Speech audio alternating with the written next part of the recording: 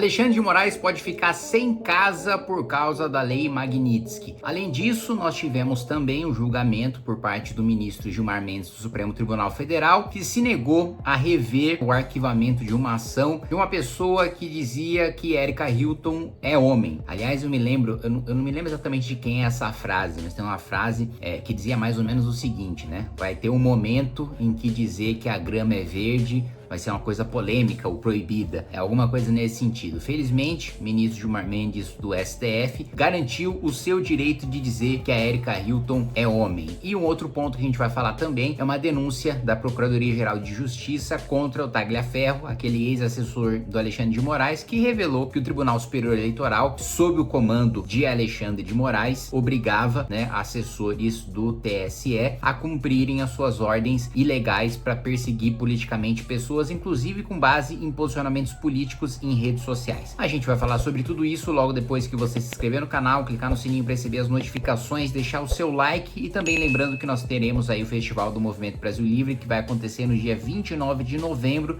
e se você quiser comprar, já terminou o primeiro lote, o segundo lote abriu agora, clica no link aí na descrição do vídeo. Bom, vamos lá. Uma empresa da mulher e dos filhos do ministro Alexandre de Moraes, o Lex... Ah, não, você tá me tirando. Você tá brincando comigo que o Alexandre de Moraes tem uma empresa chamada Lex. Lex, é realmente você? É claro que sou eu, sua burra. Ah, não, gente. Não é possível. Não é possível. Isso é uma piada pronta. O careca do Supremo Tribunal Federal tem uma empresa chamada Lex. Bom, vamos lá. A mulher, na verdade, dele tem uma empresa chamada Lex Instituto de Estudos Jurídicos, né? Claro, eu fiz a piada do Lex Luthor, mas aqui ele usou Lex no sentido de lei, né? Mas não deixa de ser uma piada. Está no centro das discussões do governo Trump sobre estender ou não aos familiares as sanções da Lei Magnitsky adotadas contra ele no fim de julho. O instituto é dono de 11 imóveis cujos valores declarados somam 12,4 milhões de reais, incluindo a residência de Moraes em São Paulo, a sede do escritório de sua mulher, a advogada Viviane Barsi de Moraes, e apartamentos em Campos do Jordão. De acordo com fontes que acompanham as negociações, o Lex...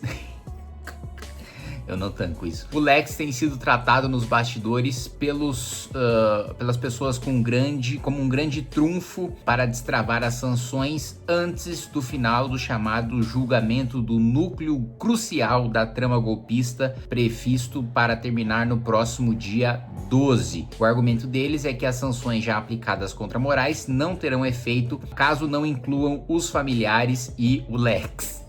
Bom, gente, esse seria um dos avanços aí, porque assim, já foi dito anteriormente, eu falei aqui no canal, da possibilidade, do Alexandre de Moraes perder acesso a qualquer companhia aérea, porque a Lei Magnitsky poderia se estender para as companhias aéreas que atuam nos Estados Unidos, incluindo de outras nacionalidades, praticamente todas as brasileiras, as grandes brasileiras, ou atuam nos Estados Unidos ou estão em alianças internacionais de empresas que atuam nos Estados Unidos. Então, basicamente, o Alexandre de Moraes ficaria proibido de entrar em voos comerciais, e acesso também ao Google e acesso à Apple, ao iCloud, a todos os sistemas de empresas americanas. Isso seria um passo extremamente doloroso para o ministro Alexandre de Moraes. Mas agora já está se falando em um outro passo, que seria você confiscar, em regra, ali bens, da empresa da mulher do Alexandre de Moraes, e inclui ali a casa dele, muito provavelmente para pagar menos imposto, ele coloca na empresa e não na física, e o próprio escritório da mulher. Paralelamente a isso, nós tivemos uma operação conduzida ali pela Procuradoria-Geral de Justiça de São Paulo, a PGJ. A PGJ é o equivalente à PGR, a Procuradoria-Geral da República, só que no estado,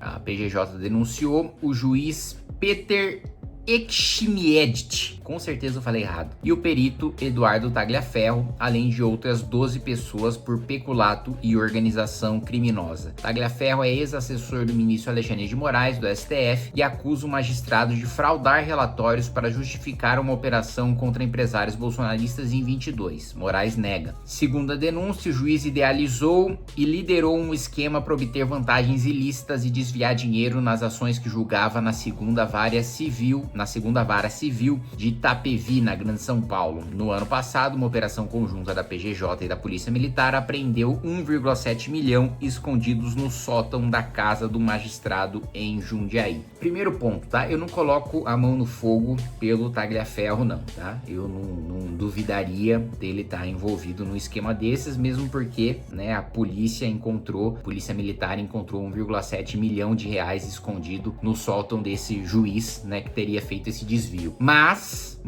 mesmo que o Tagliaferro esteja envolvido em alguma mutreta, é óbvio, né, que é impossível você não estabelecer uma relação entre ele deixar de trabalhar por Alexandre de Moraes e daí ser denunciado pelo Ministério Público e passar a ser perseguido. O meu ponto não é dele ser ou dele não ser honesto. O meu ponto é, ainda que ele seja desonesto, enquanto ele estava sob a proteção do ministro Alexandre de Moraes, nada acontecia com ele. Não tinha denúncia, não tinha processo, não tinha busca e apreensão, não tinha prisão, não tinha quebra de sigilo, não tinha nada. Enquanto ele estava sob a égide, sob a proteção de Alexandre de Moraes, vamos supor que ele esteja, né, que o Ministério Público esteja certo e de fato ele esteja envolvido nesse escândalo junto com esse juiz. Ele estava blindado enquanto estava do lado de Alexandre de Moraes. Aí, a partir do momento que ele revela as fraudes em relatórios para se perseguir adversários políticos de Alexandre de Moraes, aí ele perde essa blindagem e se torna alvo. É óbvio que uma coisa está diretamente relacionada à outra. Eu duvido, mas eu duvido que um assessor, ainda mais da importância que o Tagliaferro tinha para Alexandre de Moraes, sofreria uma operação trabalhando diretamente para o ministro Alexandre de Moraes. É óbvio que qualquer operação contra um assessor importante do Alexandre de Moraes seria comunicado antes para o Alexandre de Moraes, porque a gente sabe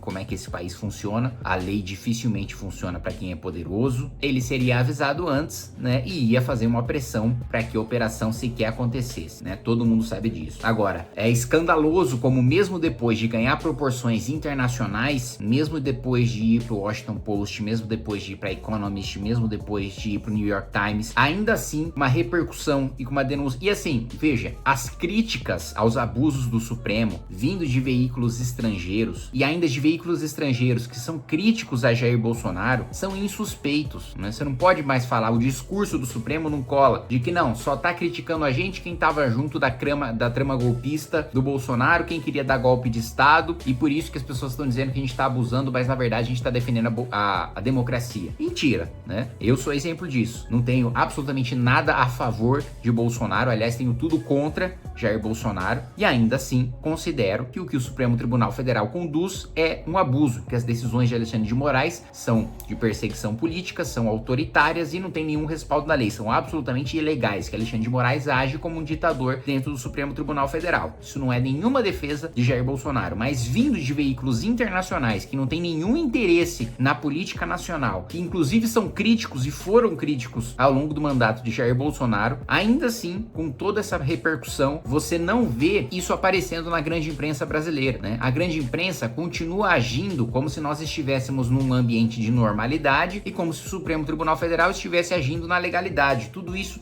é alvo de uma grande operação abafa. Mas só para dizer que eu nunca elogiei o Supremo Tribunal Federal, só para não dizer que eu nunca elogiei o Supremo Tribunal Federal, vamos falar aqui sobre a decisão do ministro Gilmar Mendes, né? Uma reclamação da deputada federal Érica Hilton sobre um caso de transfobia em uma publicação no Twitter foi rejeitada pelo ministro Gilmar Mendes do Supremo Tribunal Federal. O pedido de Hilton é em relação a uma postagem expressando descontentamento com o resultado das eleições de 2020, em que ela foi a mais votada. Aí um perfil chamado A Feminiza teria realizado um discurso discriminatório. Vamos lá o que ela disse. Com as eleições dos vereadores, óbvio, quer dizer, candidatas verdadeiramente feministas não foram eleitas. A mulher mais votada é homem. E as bancadas de palhaçada do PSOL foram todas eleitas. Dizia o post. Quem votou nessas porras? Eu espero que não tenha sido ninguém de vocês. Érica acrescenta que a Procuradoria da República em São Paulo teria arquivado o caso, né? Então ela representa criminalmente a pessoa que disse isso. Aí,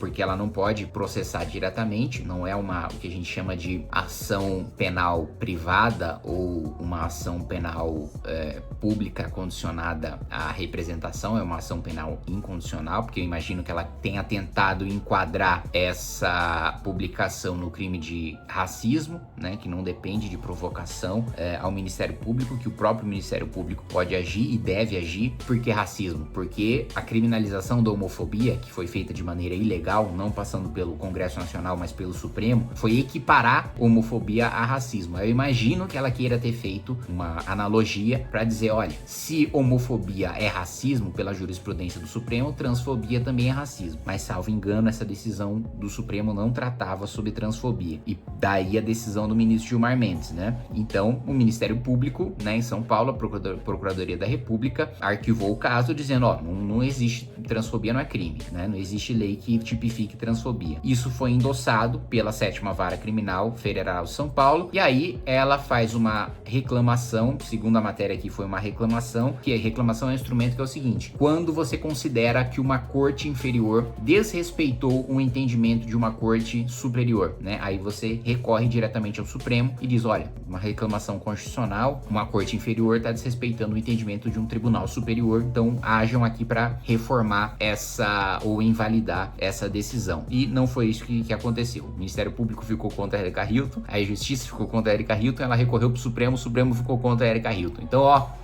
minhas palmas a esta decisão do Supremo Tribunal Federal, só para não dizerem que eu só critico.